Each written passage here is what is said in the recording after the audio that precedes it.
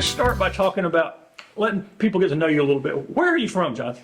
So I'm originally from Loris, South Carolina. It's a small town right outside of Myrtle Beach. I grew up with fields on three sides of my house. Yeah, they just recently got their third red light a few years ago, so it's a very small town. And so when you were growing up, the only thing you could think about was one day you're going to be in charge of roads and bridges somewhere. Is that right? And a lot of times people ask me, what made you want to work for the county? Well, I actually grew up, both of my parents were public servants.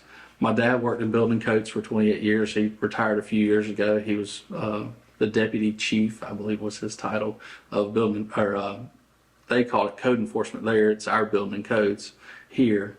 And then my mom was a school teacher. So I think it's cool that they passed that down to me, that public service, and that I'm able to continue that legacy.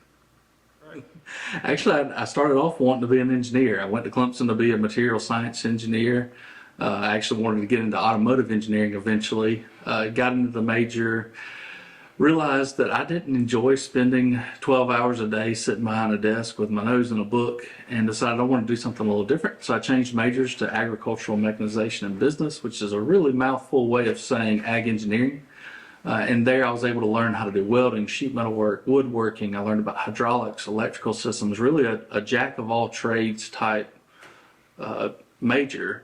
And I got my hands dirty. Every class we took, we had a lab along with it where we disassembled an engine and put it back together, or we assembled electrical systems, or we worked on PLCs.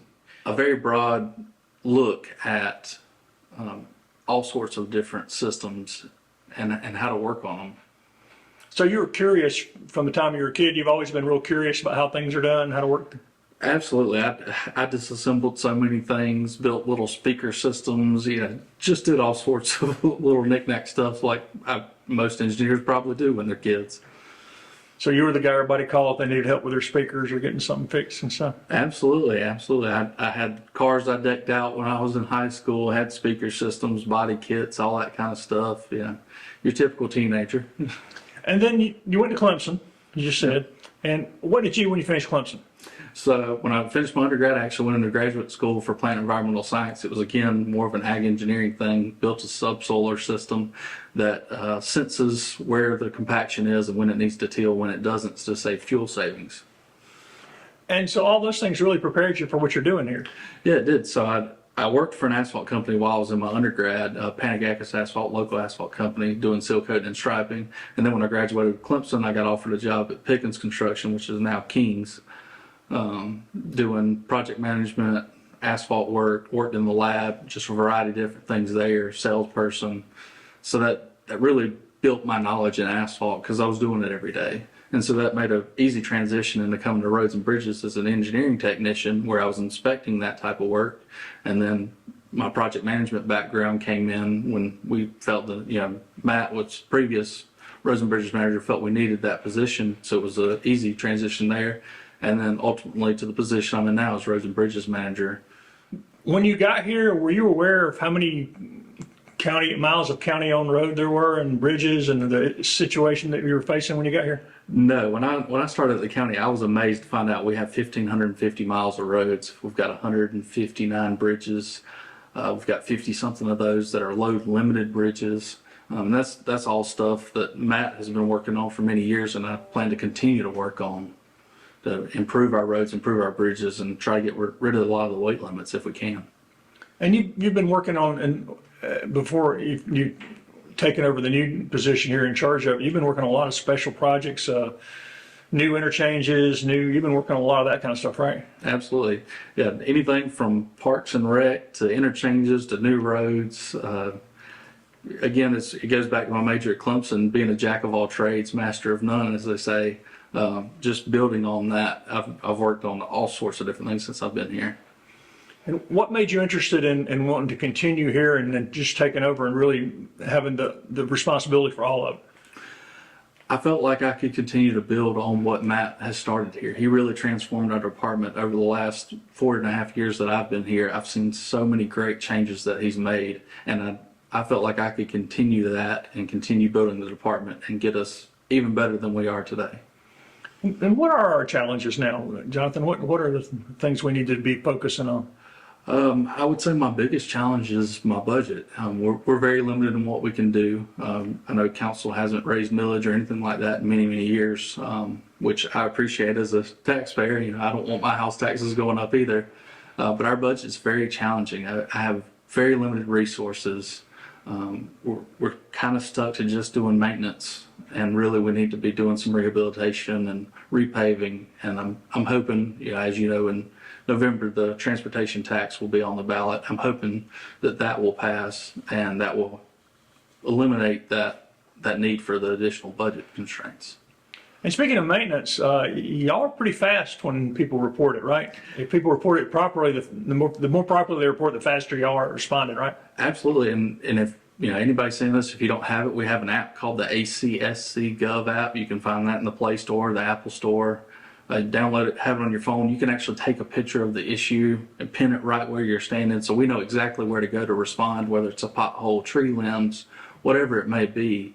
I'll highlight our potholes. You know, I know we have a lot of them, and we receive a lot of complaints about that. But when you put a pothole in on that app, it instantly sends our guys a notification. Hey, there's a pothole on this road, and we will get on it. I did a dashboard gadget the other day, and I think our average was about 23 hours. You know, if you report it now, within 23 hours, on average, we will have it filled.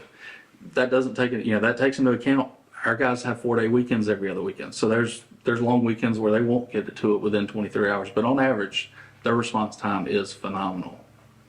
And that's really the only thing y'all have budgeted right now is just filling potholes and doing some minor maintenance kind of stuff. Pothole strip patching, keeping the grass cut.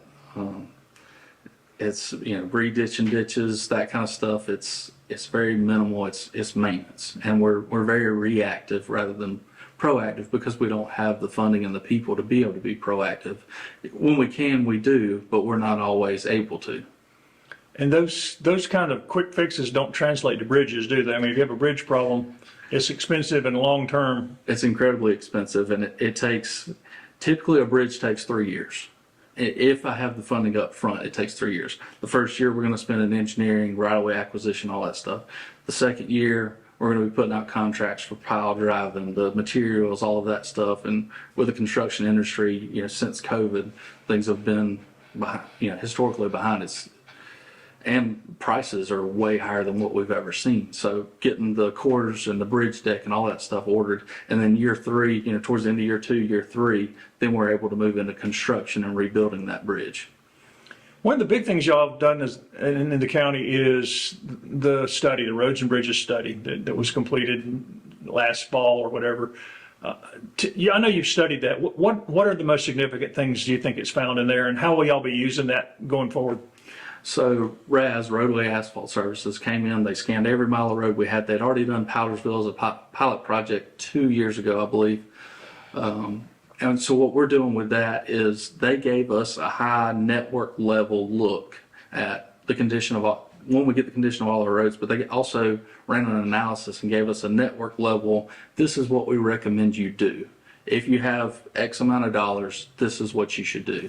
And, you know, that's not going to be exact. It's not going to be perfect because they're doing it on a network level. We'll still have to send inspectors out there, verify quantities, make sure that when they recommended a patch and pave, that it is a patch and pave. You know, it's not a CMRB, you know, cement modified recycled base, you know, full reconstruction. So we'll have to do some verification. So that list they gave us is great on a network level, but on an individual basis, we still have to reevaluate those and ensure that, you know, they put I'd say generic cost to those. You know, they say X number of dollars per square yard for this type treatment. Well, those costs fluctuate constantly. You know, they used the numbers that we had available at the time, but 6 months later, even 2 months later, that could be completely different from what we actually. And not cheaper. And very rarely is it ever cheaper. So we're going to be constantly reevaluating that on a as needed basis for when we identify, all right, this is the next list of roads. Let's go evaluate. Let's make sure these treatments that they've recommended fit, and also let's reevaluate and make sure the costs that we're getting are accurate. And I think I understand that the roads priority list is going to be based on a combination of things. One, obviously, the condition of the road, if it's failing and all, but also people who've been waiting the longest are going to be higher on the list too, right? The roads that have been neglected for a long period of time, they will be bumped up on the list too. Is that sort of the way y'all are going to prioritize? So we're taking a variety of factors into play. The condition, the number of complaints we get, the traffic level. Obviously some road that, like my neighborhood road that gets 100 trips a day isn't as high of a priority as, say, more major road in Piedmont area that gets thousands of trips, or Brown Road that we're doing right now with HIR that gets over 10,000 trips a day. So all of that comes into play as to how we prioritize which roads come first, and ultimately what we're able to get done is based on, again, our funding constraints. And y'all work with public safety, I'm sure, to talk to them about, because safety is another issue I think sometimes people forget. It's inconvenient to be on a bad road, but if you're an emergency services and can't cross a bridge, or you have problems getting your things in there, that's a major problem, right? Absolutely. So our load limited bridges are our highest priority. Obviously, we have a couple out now that have been washed out and are completely out. So those are top priority. Getting access back to those areas. They've got alternative routes, obviously, but a lot of times we're seeing, I think Durham Road, it could be an extra 10 minutes for people on their day-to-day commute, and that makes a big difference. Having to leave 10 minutes earlier every day for work, or taking 10 minutes longer to get back home from school, that kind of stuff. So we will, obviously the bridges that are out are the highest priority. Our second priority would be the load-limited bridges because we want emergency services and everybody else to be able to use those bridges.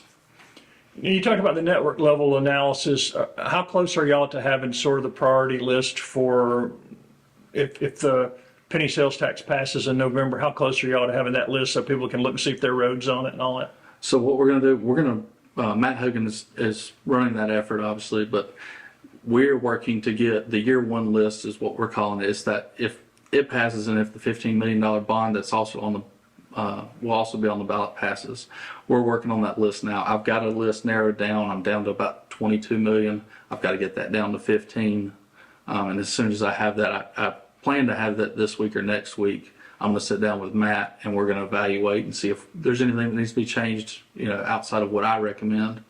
And then I will leave it to him as to when that's released to the public. I think he's working with the Chamber of Commerce and several others to make sure everybody's working off of the same list. Well, ultimately, though, just from my conversations with Matt, within 7 years, most of the backlog will be caught up if they have that money in. Does that sound correct? That is correct. The biggest thing that we haven't been able to reevaluate yet is, as you know, the state recently voted to move the decision on whether or not to tax groceries to the county level. And our council has approved not taxing groceries, so the groceries won't be taxed. Currently, in talks with Matt, we're estimating, originally it was somewhere around 50 million a year that we were going to be generating. Obviously, at inflation, it escalates every time. I think year one was 48 and then slowly it bumped up a little above 50.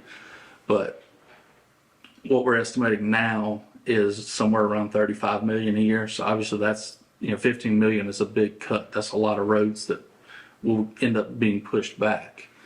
But I also think it's good because, again, I'm a taxpayer too. I don't want to pay more taxes when I go to get groceries either. And to expand on that a little bit, you go buy TV or something like that, you're going to pay the tax. You go buy milk or bread or cookies, whatever it may be, you don't pay. So it really helps. It helps, I think, get the tax passed. I think more people will vote for it, not having the groceries in there. But at the same time, we're also taking a cut in generated revenue. So we haven't had the time to reevaluate since that decision was just recently made.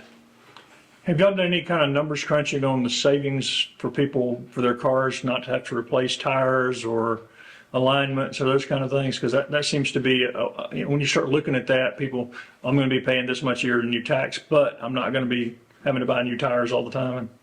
That's not something that I've seen, but Matt may be able to comment on that better than I can.